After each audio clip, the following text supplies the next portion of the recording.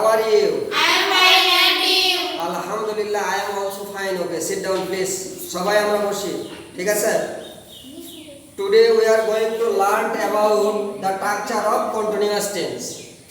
Today we are going to learn about the structure of continuous tense. আজকে আমরা কি শিখব? কন্টিনিউয়াস টেন্সের গঠন, তাই না? কন্টিনিউয়াস টেন্সটা কিভাবে গঠন হয় সেটা আমাদের আজকে শিক্ষণীয় বিষয়, তাই না?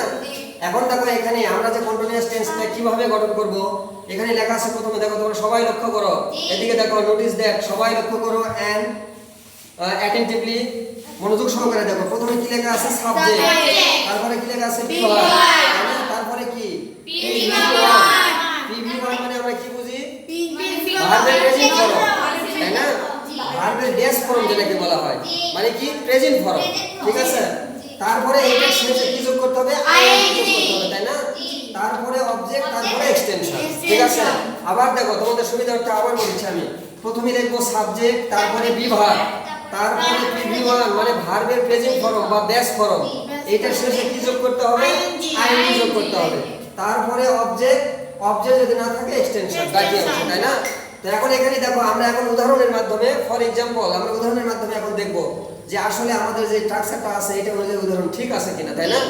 এখন দেখো, এখানে প্রথমে দেখা আছে আমরা ভাত খাচ্ছি বা খাইতেছি, ঠিক আছে না?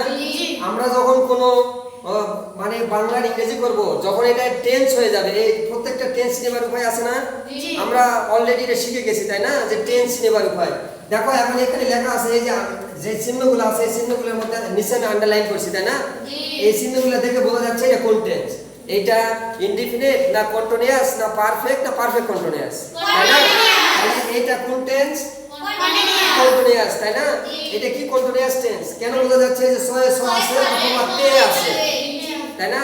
যখনই বাংলা ক্রিয়ার শেষে সয়ে স অথবা তে কথাটা থাকে তখন বুঝবো কি এটা কন্টিনিউয়াস, তাই না? এখন আমাদের দেখতে হবে এটা কোন কন্টিনিউয়াস। এটা কি প্রেজেন্ট কন্টিনিউয়াস না পাস্ট কন্টিনিউয়াস না ফিউচার কন্টিনিউয়াস? কোন কন্টিনিউয়াস এটা? কন্টিনিউয়াস। কেন? এটা বর্তমানের কথা, তাই না? আচ্ছা, এখন দেখো আমরা গঠন, এখানে সাবজেক্ট কি? আমরা এটা কি? উই, তাই না? এখন একটা কি করব? বিভাগ। বিভাগ উই এর পরে কি বসে? এম বসে, ইজ বসে না আর বসে? আর উই আর উই আর, তাই না? তারপরে কি? ভার্বের শেষে আইএনজি। কোন ভার্ব? Principal verb. এখানে খাবার ইংরেজি কি? ইট, ইএটি, ইট, তাই না? এর সঙ্গে কি যোগ করব? আইএনজি, ইটিং, ঠিক আছে? উই আর ইটিং এখন অবজেক্ট, অবজেক্টটা কি? Rice, R I C E, rice, তাই না?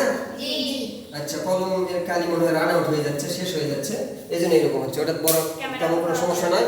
এখন দেখো, তাহলে আমাদের কন্টিনিউয়াস টেন্সের গঠন যেটা, আমরা যদি একটার গঠন জানি তাহলে এটা পাস্টেও করতে পারবো, ফিউচারেও করতে পারবো, ঠিক আছে? কোনো সমস্যা নেই। তাহলে দেখো, প্রথমে এই যে উইটা সাবজেক্ট, এই যে সাবজেক্ট, তারপরে বিভাগ, এই যে বিভাগ। এখানে প্রেজেন্ট টেন্সে বিভাগ এম ইজ আর হয়, তিনটাই হয়, তাই না? আমরা আগের মধ্যে যেটা এর পূর্বে শিখেছি যে এম হবে না ইজ হবে না আর হবে, এটা পারসন বলে দিবে, তাই না? আয়ের পরে এম হয়, subject third person singular number হলে ইজ হয়, আর বহু বচন প্লুরাল নাম্বার হলে আর হয়। তাহলে উই মানে আমরা, এটা প্লুরাল নাম্বার, এই জন্য এখানে আর হয়েছে, ঠিক আছে? তারপরে এই যে PV1 মানে প্রিন্সিপাল ভার্বের শেষে আইএনজি হয়েছে, ঠিক আছে না? তারপরে অবজেক্ট রাইস, ঠিক আছে? এখন দেখো, এটা যদি কালে এটা প্রেজেন্ট কন্টিনিউয়াস, তাই না? পাস্ট কন্টিনিউয়াস হলে এখানে শুধু পরিবর্তন হবে, কি হবে বলো তো? ওয়াজ, তাই না? তাহলে এখানে ওয়াজ হবে না ওয়্যার হবে? ওয়াজ হবে না ওয়্যার হবে? এখানে ওয়্যার। কেন না? এটা প্লুরাল নাম্বার, বহু বচন হলে ওয়্যার হয়, তাই না? আচ্ছা, এটা যদি ফিউচার কন্টিনিউয়াস হয় তাহলে এখানে কি হবে? নো, শ্যাল বি অথবা উইল বি, তাই না? ফিউচার কন্টিনিউয়াস হলে কি হবে? উইল বি, ঠিক আছে? ভালো করে খেয়াল রাখো, এটা যদি ফিউচার কন্টিনিউয়াস হয় তাহলে উইল বি, তাই না? উইল বি কেন হবে? যে বিভাগ, এটা যেহেতু ফিউচার টেন্স তাহলে এর সাবজেক্টের পরে উইল থাকে না, শ্যাল অথবা উইল, এর সঙ্গে শুধু বি যোগ করতে হবে, তাহলে শ্যাল বি আর উইল বি, তাই না? তাহলে এখানে যখন ফিউচার টেন্স হবে তখন এখানে কি হবে? সাবজেক্টের পরে উইল বি, ঠিক আছে? এখন দেখো, আরেকবার দেখো সবাই গঠনটা অনুযায়ী ঠিক আছে কিনা।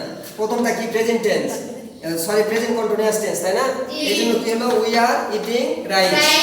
এটা পাস্ট কন্টিনিউয়াস টেন্স, এটার ক্ষেত্রে সব ঠিক থাকবে, শুধু এখানে পরিবর্তন হবে, উই ওয়্যার ইটিং রাইস।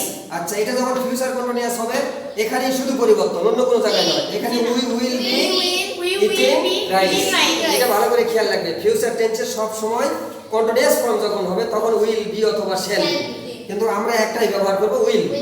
ঠিক আছে? জি। তো deer learner, I hope that the topic is clear to you. No more today. Goodbye and Allah.